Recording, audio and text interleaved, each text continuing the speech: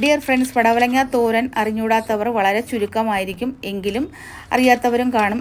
ഇതുപോലെ ഒന്ന് തയ്യാറാക്കി നോക്കൂ, വളരെ ടേസ്റ്റ് ആയിരിക്കും ഇത് കഴിക്കാനായിട്ട്. 250 ഗ്രാം തൂക്കമുള്ള പടവലങ്ങ തൊലിയെല്ലാം ചുരണ്ടി കളഞ്ഞതിന് ശേഷം ചെറുതായിട്ട് അരിഞ്ഞ് ഉപ്പും മഞ്ഞളും ഇട്ട് ഒന്ന് വേവിച്ചെടുക്കണം. അതിനുശേഷം 1 കപ്പ് തോരൻ പരിപ്പ് 2 മണിക്കൂർ കുതിർത്തതിന് ശേഷം 1/4 കപ്പ് വെള്ളം, 1/2 കപ്പ് ചെറുതായിട്ട് അരിഞ്ഞ ചെറിയ ഉള്ളി, ഉപ്പ്, മഞ്ഞൾ എല്ലാം കൂടി ഇട്ട് ലോ മീഡിയം ഫ്ലെയിമിൽ വേവിച്ചെടുക്കാം. രണ്ടും സെപ്പറേറ്റ് ആയിട്ട് വേണം വേവിച്ചെടുക്കാൻ.